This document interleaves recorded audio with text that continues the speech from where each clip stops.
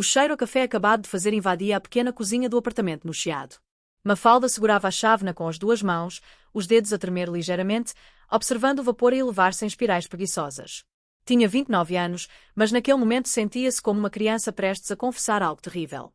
Do outro lado da mesa, o Diogo tamborilava os dedos no tampo de madeira desgastada, aquele tique nervoso que ela conhecia tão bem depois de 5 anos juntos. 5 anos de jantares aos domingos com a família dele, de férias no Algarve, de projetos de comprar uma casa com jardim. 5 anos construídos sobre uma mentira que estava prestes a desmoronar. Tenho que te dizer uma coisa, começou ela, a voz quase um sussurro. Ele levantou os olhos, aqueles olhos castanhos que sempre a faziam sentir segura. Até hoje. Estás pálida. Aconteceu alguma coisa?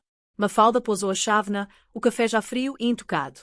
As suas mãos continuavam a tremer, e ela escondeu-as debaixo da mesa, apertando-as com força contra as coxas. Lembras-te da Sara? A minha amiga da faculdade? A fotógrafa? Claro. O que tem ela? O coração de Mafalda batia tão forte que tinha a certeza de que ele conseguia ouvi-lo. As palavras lutavam para sair, presas algures entre o peito e a garganta, como se o próprio corpo a impedisse de destruir tudo o que tinham. Ela não é só minha amiga. Diogo franziu o sobrolho, confuso. Mafalda viu o momento exato em que a compreensão começou a surgir no rosto dele, a forma como os seus traços se contraíram ligeiramente, como se estivesse a preparar-se para um golpe. O que queres dizer com isso?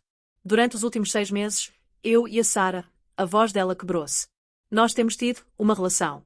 O silêncio que se seguiu foi ensurdecedor. Mafalda viu o Diogo a processar as palavras, a expressão dele a mudar de confusão para descrença, e depois para algo que se parecia com dor física. Estás a dizer-me que tens um caso? A voz dele era estranhamente calma, o que era de alguma forma pior do que se ele tivesse gritado. Não é um caso, Diogo. É mais complicado do que isso. Mais complicado? Ele deu uma gargalhada amarga. Tu traíste-me durante meio ano e dizes que é complicado? Mafalda sentiu as lágrimas arderem-lhe nos olhos, mas forçou-se a mantê-las sob controlo. Não tinha o direito de chorar, não agora. Eu sei que te magoei. Eu sei que não há desculpa para o que fiz. Mas preciso que entendas, quando conheci a Sara, algo despertou em mim. Algo que eu tinha enterrado durante tanto tempo que nem sabia que estava lá. Portanto, és lésbica. É isso? A palavra soou crua, quase violenta na forma como ele a pronunciou. Mafalda abanou a cabeça. Não sei o que sou. Só sei que, quando estou com ela, sinto-me completa de uma forma que nunca. Ela parou-se, percebendo demasiado tarde quão cruel aquelas palavras eram. Diogo levantou-se bruscamente, a cadeira a ranger contra o soalho. Caminhou até à janela, as costas rígidas, as mãos enfiadas nos bolsos das calças de ganga. 5 anos, Mafalda. 5 anos da minha vida. Íamos casar. Tínhamos planos. E tu? A voz dele tremeu. Tu estavas a fazer-me de idiota este tempo todo. Não estava. Diogo, eu amo-te. Continuo a amar-te. Ele virou-se para ela, e a expressão no seu rosto partiu-lhe o coração. Mas não da forma que eu te amo. Não da forma que devia amar alguém com quem vai casar. As lágrimas finalmente escaparam, rolando pelas bochechas de Mafalda. Ela sabia que ele tinha razão. Sempre soubera, lá no fundo, mesmo quando tentava convencer-se do contrário. Peço desculpa. Peço mesmo. Eu devia ter sido honesta desde o início, mas tinha tanto medo do que a minha família diria, do que os teus pais pensariam, de perder tudo o que construímos. E agora perdeste de qualquer maneira, disse ele, a voz quebrada. A diferença é que desta vez também me partiste o coração no processo. Diogo agarrou no casaco que estava pendurado na cadeira e dirigiu-se à porta. Espera. Para onde vais? Não sei. Mas não consigo estar aqui neste momento. Não consigo olhar para ti. Diogo, por favor. Mas a porta já tinha fechado atrás dele, deixando Mafalda sozinha na cozinha, com o café frio e o peso esmagador do que tinha acabado de fazer. 2 semanas tinham passado desde a confissão. 2 semanas de mensagens não respondidas, de chamadas que iam diretamente para voicemail, de malas que Diogo tinha vindo buscar quando ela estava no trabalho. A casa parecia mais vazia agora, e quando com a ausência dele. Mafalda estava sentada no sofá do apartamento da Sara, encolhida debaixo de uma manta, observando a namorada revelar fotografias na pequena câmara escura improvisada que tinha montado no armário. A luz vermelha projetava sombras estranhas nas paredes, dando ao espaço um ar surreal. Ainda estás a pensar nele, disse Sara, sem levantar os olhos da bacia com o revelador. Não era uma pergunta.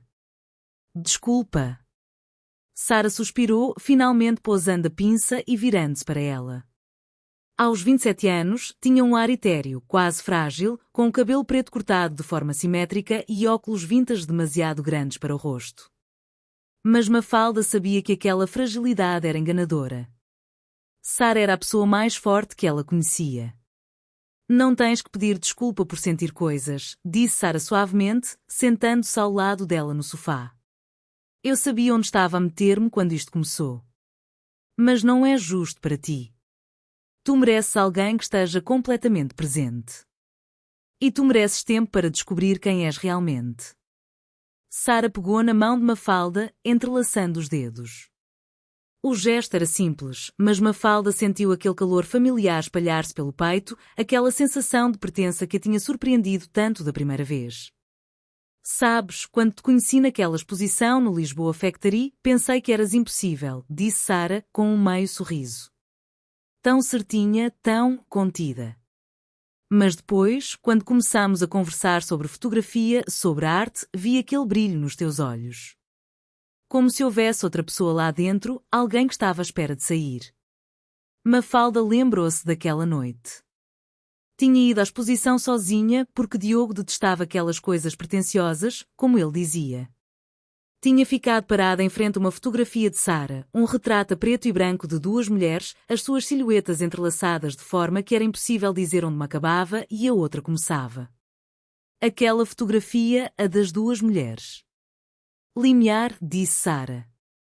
Era sobre identidade, sobre a fluidez de quem somos versus quem pensamos que devemos ser. Foi isso que me tocou. Senti como se estivesse a fotografar algo dentro de mim que eu nem sabia que existia. Sara sorriu, mas era um sorriso triste. E agora que sabes que existe, o que vais fazer? Era a pergunta que Mafalda vinha a evitar.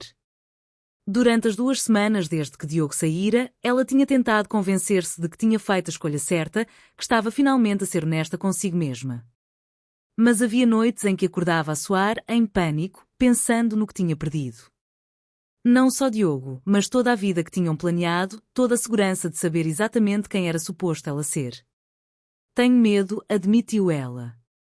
Medo do que isto significa para mim. Para a minha família. A minha mãe, quando descobrir. Se descobrir, corrige-o Sara. Ela vai descobrir. E vai ficar destroçada. Sou filha única. Ela sempre sonhou com um casamento grande, com netos. E o que é que tu sempre sonhaste? A pergunta deixou Mafalda sem palavras. Durante tanto tempo, tinha vivido de acordo com o que era esperado dela, tirar um curso prático, arranjar um emprego estável, casar-se com um bom rapaz. Nunca tinha parado para questionar se era isso que ela realmente queria. Não sei, sussurrou ela. Passei tanto tempo a tentar ser o que todos esperavam que perdi completamente de vista o que eu quero. Sara puxou-a para um abraço e Mafalda deixou-se ir, enterrando o rosto no ombro dela. Cheirava a revelador e a esse perfume floral que ela usava, uma combinação estranha mas reconfortante. Então talvez seja isso que tens que descobrir, murmurou Sara. Não por mim, não pelo Diogo, não pela tua mãe. Por ti. Ficaram assim durante longos minutos, embaladas pelo som suave da música indie que tocava nos giradiscos vintage de Sara. Mas quando Mafalda finalmente se afastou, havia algo diferente nos olhos de Sara. Algo que se parecia com resignação. O que foi? Acho que precisamos de ter uma conversa, disse Sara, pegando numa das fotografias que estava a secar. Era de Mafalda, tirada num dia em que tinham ido à praia de Carcavelos. Ela estava a olhar para o oceano, o vento a soprar-lhe o cabelo, uma expressão de anil no rosto. Que tipo de conversa? O tipo em que eu te digo que não posso continuar a ser a tua segunda opção. O coração de Mafalda afundou-se. Não és a minha segunda opção. Não? Sara virou-se para ela e havia uma dureza nos olhos que Mafalda nunca tinha visto antes. Porque parece-me que estás aqui comigo, mas a tua cabeça está ainda naquele apartamento no Chiado, a pensar no Diogo, a questionar-te se fizeste a escolha certa. Isso não é? Sim, é. E não te culpo por isso. Eu sabia que eras noiva quando isto começou. Sabia que era complicado. Mas pensei que talvez, quando finalmente tivesses que escolher, escolherias isto. Escolherias-nos. E escolhi. Deixei o Diogo por ti. Não, Mafalda. A voz de Sara era gentil, mas firme. Tu deixaste o Diogo porque não podias continuar a mentir. Mas isso não significa que escolheste estar comigo. Significa apenas que paraste de fugir de quem és. As palavras atingiram Mafalda como um murro no estômago porque sabia que Sara tinha razão. Desde que terminara com Diogo, tinha estado numa espécie de limbo, nem completamente presente na relação com Sara, nem capaz de deixar ir o passado. Então, o que estás a dizer? Que acabou? Sara abanou a cabeça. Estou a dizer que precisas de tempo. Tempo para ti, para descobrir quem és quando não estás a tentar agradar ninguém. E eu preciso de saber que quando estiveres comigo, estás realmente comigo. Não só usar-me como uma forma de fugir do que é esperado de ti. Não é isso. Sara, eu amo-te, completou Sara. Eu sei. E eu também te amo. Mas o amor não é suficiente se não sabemos quem somos. Naquela noite, Mafalda voltou para o apartamento vazio, com as palavras de Sara ecoarem-lhe na cabeça. Sentou-se no chão da sala de estar, no sítio exato onde ela e Diogo costumavam ver filmes, e finalmente permitiu-se sentir tudo: a perda, a confusão, o medo, a libertação. E no meio de tudo isso, pela primeira vez na vida, começou a fazer a pergunta certa: não quem é que os outros querem que eu seja, mas quem é que eu quero ser? 3 meses depois, Mafalda estava sentada num café na Graça, olhando para a vista sobre Lisboa.